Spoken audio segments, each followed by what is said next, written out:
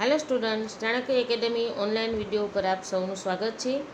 મિત્રો, ગુજરાતી પાઠ્યપુસ્તકમાં ચેપ્ટર 9 કાવ્ય છે, જેનું નામ છે હાથ મેળવીએ।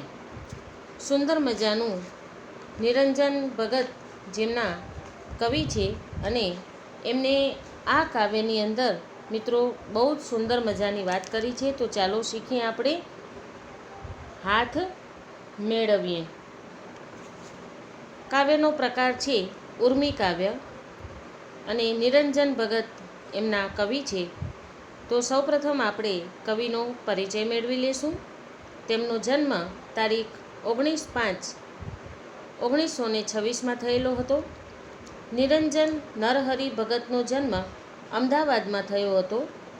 છંદોલય, કિન્નરી, અલ્પવિરામ આ ત્રણેય કાવ્ય સંગ્રહોની કવિતા લઈ નવો કાવ્ય સંગ્રહ છંદોલય પ્રગટ થયો છે। તેમાં પ્રવાલદ્વીપ અને 33 કાવ્યો પણ સમાવાયા છે।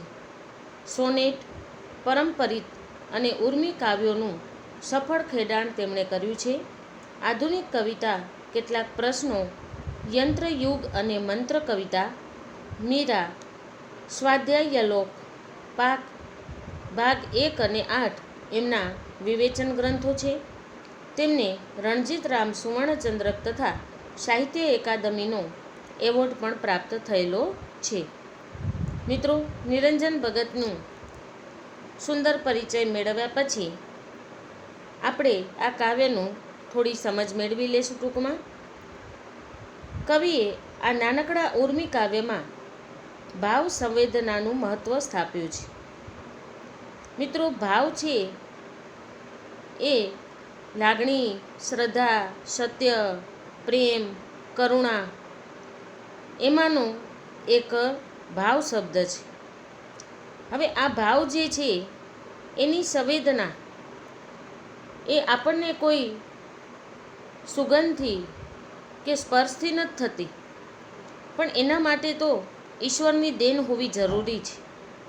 મારું માનવું તો એવું છે કે જો તમે કોઈ પણ બાબત હોય પણ તમે એના ભાવ નથી સમજતા તો એ બાબત શીખવી નકામી છે। અહીં કને કવિએ જે વાત કરી છે મિત્રો, એ પણ આ ઉર્મી કાવ્યમાં ભાવ સંવેદનાનું મહત્ત્વ સ્થાપેલું છે।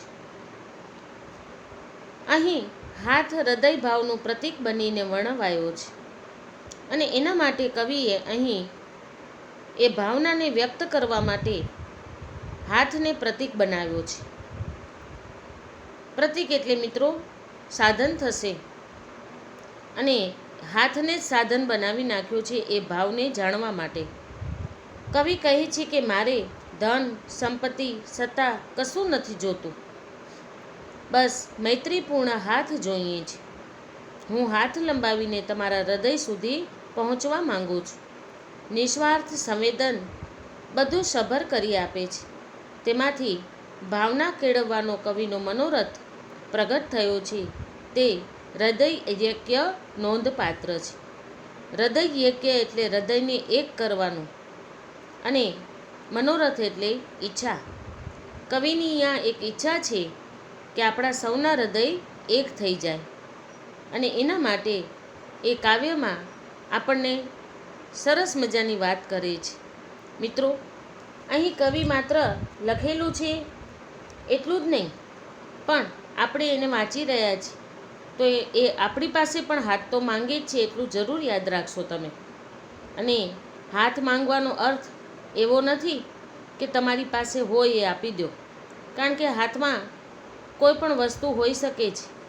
એ સત્તા પણ હોઈ શકે છે, મોભો પણ હોઈ શકે છે, સંપત્તિ અને ધન પણ હોઈ શકે છે, અથવા તો કોઈ કિંમતી ચીજ વસ્તુ પણ હોઈ શકે છે।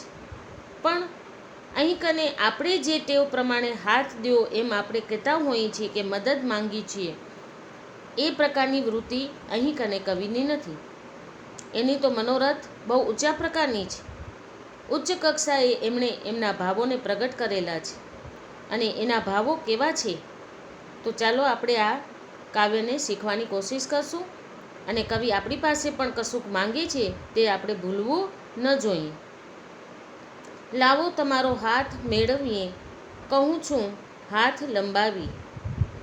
હવે આ બે પંક્તિની જ મિત્રો આપણે સમજવાની પ્રથમ કોશિશ કરશું કે લાવો તમારો હાથ મેળવીએ એટલે કે કવિ અહીં આપણને સૌને, એમના માટે આપણે તો અજાણ્યા છીએ મિત્રો, છતાં પણ એ કહે જ છે, અને અજાણ્યા હોવા છતાં હાથ મેળવવાની વાત કરે છે, અને ફરી ફરીને કહે છે કે લાવો તમારો હાથ, ચાલો આપણે હાથ મેળવીએ. સામાન્ય રીતે આપણે આપણા દોસ્તો કે આપણા જેવડા ઓળખીતા હોય એની સાથે આપણે હાથ મેળવીએ છીએ, અને આપણી એક મનની જે પ્રેમ ભાવના છે, હૃદયના પ્રેમ ભાવો છે, અથવા તો આપણી આત્મીયતા છે કે આપણી લાગણી હોય છે, એને આપણે આપલે કરતા જ હોઈએ છીએ. પરંતુ અહીં તો એવી જ ભાવના સાથે કવિએ ઊંડી વ્યક્ત ભાવના કરેલી છે, અને કવિ આપણા સૌ સાથે હાથ મેળવી ને આપણા હૃદય સુધી પહોંચવા માંગે છે, અને કહે છે કે કહો શું મેળવી લેવું હશે મારે, તમારા હાથમાં તો કેટલુંય ધન હશે, સત્તા હશે, કીર્તિ હશે, શું શું નથી હોતું તમારા હાથમાં, મારે કશાનું કામ ના, ખાલી તમારો હાથ, ખાલી તમારો હાથ. બહુ સરસ વાત કરે છે કવિ. કવિ કહે છે કે તમારા હાથમાંથી શું મેળવી લઈશું, તમારા હાથમાં તો ઘણું હશે અને કેટલુંય હશે, ધન હશે, ધન એટલે સંપત્તિ હશે, સત્તા હશે, કીર્તિ હશે, કીર્તિ એટલે મિત્રો ખ્યાતિ અથવા નામના, પ્રસિદ્ધિ, એ પણ હશે તમારા હાથમાં. શું શું નથી તમારા હાથમાં, પણ મારે તો આમાંનું કોઈ વસ્તુનું કામ નથી, મારે કશું નથી જોતું, અને આમાંની કોઈ પણ બાબત સાથે મને કામ નથી, મને તો માત્ર ખાલી તમારો હાથ જ ખપે છે, અને માત્ર તમારો ખાલી હાથ જ જોઈએ છીએ, અને એ પણ મેળવવા માટે. ત્યાર પછી નાના આપણા આ બે ખાલી હાથમાં એ કેટલુંય છે, આપણા આ હાથમાં ઉષ્મા અને થડકો, અરે એના વડે આવો પરસ્પરના હૃદયનો ભાવ મેળવીએ, અને બિન આવડત સારું નઠારું કેટલુંય કામ કરતા આપણા હાથ કેળવીએ. નાના એટલે નહીં નહીં. નાનાનો અર્થ અહીં શું થશે મિત્રો, કે નહીં નહીં, મારે ધન, સંપત્તિ, સત્તા કે કીર્તિ, તમારી પાસે જે હોય તે એ બધું રહેવા દો તમારી પાસે, મારે તો તમારી જોડે હાથ જ મિલાવવો છે, કારણ કે ખાલી હાથ માત્ર ખાલી નથી, આ બે ખાલી હાથમાં એ ઘણુંય છે. આપણા આ હાથમાં ઉષ્મા એટલે ગરમી છે, પરંતુ અહીં તેનો અર્થ હૂંફ થાય છે, કારણ કે ગરમીથી હૂંફ મળે છે, એટલે કહે છે કે મને હૂંફ મળે એના માટે હું હાથ માંગુ છું. અને થડકો એટલે થડકારો, જે હૃદયનો ધબકાર છે, એ પણ આપણને હાથની નાડી દ્વારા સંભળાય છે. બસ આના દ્વારા, એટલે કે હૂંફ અને હૃદયના ધબકારાનો અહેસાસ એટલે સંવેદના, અનુભવ, એ કરીને પરસ્પર, એટલે કે એકબીજાના હૃદયનો ભાવને ભેળવી લઈએ એટલે એને સભર કરી નાખીએ, સમાન બનાવી નાખીએ. ત્યાર પછી આપણા હાથ કેળવીએ, અજાણ્યા છો ભલે, તો એ જુઓ આ હાથ લંબાવી, કહું લાવો તમારો હાથ મેળવીએ. અહીં કને મિત્રો કવિ છેલ્લે એમ કહે છે કે બિન આવડત સારું નઠારું કેટલુંય કામ કરતા. જ્યારે પરસ્પર હાથ મેળવીએ છીએ ત્યારે એ વ્યક્તિ ગમે તે હોઈ શકે છે, કદાચ સારું કામ કરનારો પણ હોઈ શકે, અથવા તો ન પણ હોઈ શકે, તમે ગમે તે હો. કવિ કહે છે મારે તો માત્ર તમારી સાથે હાથ મેળવીને એ હાથને કેળવવો છે એટલે એનો નિયમ લેવો છે, તમારી સાથે હાથ મેળવવાનો મારે નિયમ લેવો છે. અજાણ્યા છો, તમે અજાણ્યા છો તોય ભલે છો, તોય તમને હાથ લંબાવીને કહું છું કે તમારો લાવો મને હાથ, અને હું હાથ લંબાવીને ફરી પાછો કહું છું કે તમારા હૃદય સુધી પહોંચવા માંગુ છું. નિસ્વાર્થથી તમારી સાથે મૈત્રીની ભાવના કેળવવાનો મનોરથ પ્રગટ કરીને આપણા હૃદયને એક કરવા હું ચાહું છું. તો મિત્રો, કેટલી ઉચ્ચ પ્રકારની ભાવના કવિએ અહીં પ્રગટ કરી છે. તેના છંદોલયમાંથી આ કાવ્ય લેવામાં આવેલું છે. આપણે થોડી ચર્ચા આ કાવ્ય વિશે વધારે કરી લઈએ, જેથી કરી અને તમે વિસ્તારથી આ કાવ્યને સમજી શકો. કવિ ભાષા દ્વારા ભાવ, વિચાર અને સંવેદન પ્રગટ કરે છે. અહીં વાતચીતની શૈલીથી કાવ્ય ઉઘડે છે. લાવો તમારો હાથ મેળવીએ. અહીં લાવોનો શબ્દસહ અર્થ લેવાનો નથી.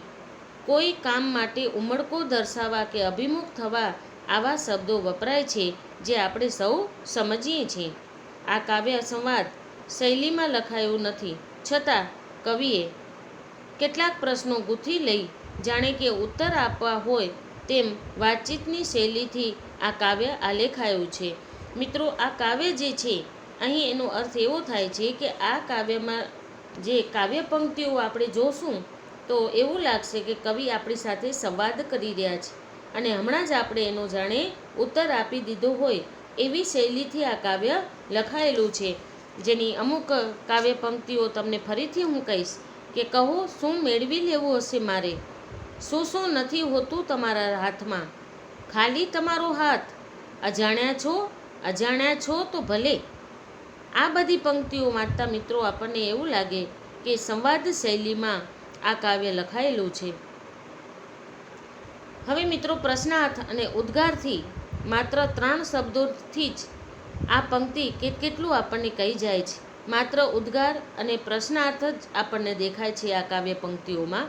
તમે પણ જોઈ શકતા હશો કે દરેક કાવ્ય પંક્તિની પાછળ પ્રશ્નાર્થ છે અને ઉદ્ગારનું ચિહ્ન પણ મૂકેલું છે. તો આ બધી વસ્તુ આપણને ઘણું બધું કહી જાય છે. એ લાઘવની આ કરામત અને કાવ્યમાં એનું મહત્ત્વ આપણે સમજવું જરૂરી છે. કોઈ પણ માણસ સાથે સંભાવ કેળવવામાં કે સહકાર સાધવા કવિ ઉત્સુક છે. એ બાબત માટે માત્ર એક શબ્દ ભલે દ્વારા રજૂ થઈ છે. અહીં કવિની જે સંભાવના છે એ માત્ર ભલે શબ્દ દ્વારા જ રજૂ થયેલી છે. મિત્રો, અંતમાં હું એટલું જ કહીશ કે આજના આ ઝડપી જીવનમાં આપણે પોતાના લોકોની પણ મદદ કરવા માટે અસમર્થ બની જઈએ છીએ, જ્યારે કવિ તો અજાણ્યા સાથે પણ હાથ મેળવવા તૈયાર છે. હાથ મેળવવો એટલે એકમેકના સહકારથી પરસ્પરના હૈયા સુધી પહોંચવું. હાથ મેળવીએ, હાથ કેળવીએ અને એ રીતે હૃદયને પણ આપણે સૌ કેળવીએ એવો કવિનો અહીં સંદેશ છે. પૈસા, મોટાઈ, મોભો, મદ ત્યજીને સહજ બની કોઈને આત્મીયતાથી મળી તો જુઓ. મિત્રો, તમે પણ મોટા થઈને ખરેખર જો જીવન જીવવું હોય ને તો આ બધી બાબતોનો ખૂબ જ ખ્યાલ રાખશો. અને કવિએ બતાવેલી વાતો છે કે ભાઈ પૈસો છે, મોટાઈ છે, મોભો છે, મદ એટલે મિત્રો અભિમાન છે, એ બધી વસ્તુનો ત્યાગ કરી અને દરેકને આપણે આત્મીયતાથી મળવું જોઈએ અને સૌને મદદરૂપ થઈ અને આપણે એકબીજાની સંભાળ રાખવી જોઈએ. એ જ આપણું જીવન સાચું છે. તમને ખ્યાલ હશે મિત્રો કે સુદામા અને કૃષ્ણ પણ ભેગા ભણ્યા હતા અને પછી ભણ્યા પછી સૌ પોતપોતાના ઘરે હાલ્યા ગયા હતા. તે વખતે ગુરુકુળો હતી અને ગુરુકુળોમાં ભણ્યા પછી કૃષ્ણ અને સુદામા વર્ષો પછી કે પરણી ગયા હતા, સંતાનો થઈ ગયા હતા એના ઘરે અને કેટલોય સમય ચાલ્યો ગયો પછી બંને મિત્રો જ્યારે મળ્યા ત્યારે જાણે આજના જ બંને મિત્રો ગુરુકુળના હોય એવી ભાવનાથી બંને મિત્રો મળ્યા હતા. તો આવી ભાવના સાથે આપણે આપણું જીવન પસાર કરવું જોઈએ. દરેકની સાથે આપણે હળીમળીને રહેવું જોઈએ. દરેકને પોતાની આત્મીયતાથી આપણને આપણી સાથે રહે તેવી નિયમ અને કેળવણીથી આપણું જીવન આપણે બનાવી નાખવું જોઈએ. તો મિત્રો, આ સાથે કાવ્યની સંપૂર્ણ સમજ હું અહીં પૂર્ણ કરું છું. સાથે સાથે શબ્દાર્થ જે આવ્યા મિત્રો એ તમને કાવ્યની સમજ સાથે મેં તમને કહી દીધા છે. કેટલાક વિરોધી શબ્દો છે. સ્વાધ્યાયની અંદર વિકલ્પો આપેલા છે. એક એક વાક્યમાં ઉત્તર લખવાના છે. 2-3 વાક્યમાં છે અને સવિસ્તર ઉત્તર પણ છે. તો આ બધા જ પ્રશ્નોના ઉત્તર તમે તમારી નોટમાં જરૂરથી લખી નાખશો.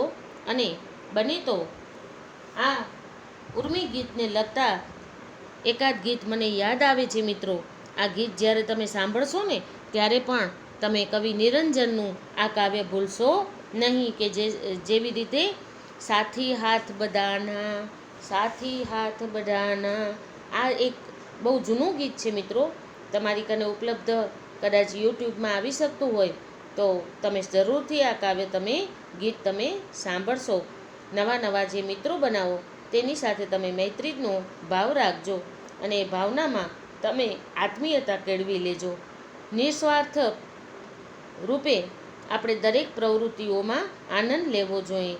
અને આપણે સૌ કોઈ શાળામાં પ્રાર્થના તો ગાઈએ જ છીએ મિત્રો, કે મૈત્રી ભાવનું પવિત્ર ઝરણું. આ પ્રાર્થના પણ આપણને જીવનમાં ખૂબ જ સંદેશ આપી જાય છે. અને મૈત્રી ભાવ સાથે આપણે આપણી શાળામાં રહેવું જોઈએ, આપણે આપણા દોસ્તારો સાથે રહેવું જોઈએ, અને કુટુંબ પરિવારમાં પણ એકબીજાને મદદરૂપ બની આપણે આપણું જીવન સુંદર રીતે પસાર કરવાનો સંદેશ આ કાવ્ય દ્વારા આપણને સૌને મળે છે. તો આના સાથે મિત્રો આજનું આ લેસન અહીં પૂર્ણ થાય છે. ફરી નવા ચેપ્ટર સાથે મળીશું. ત્યાં સુધી તમે તમારું લેસન કરતા રહેશો, વાંચતા રહેશો અને મમ્મી પપ્પાને ઘરમાં થોડું કામ પણ કરાવતા રહેશો. Okay, by.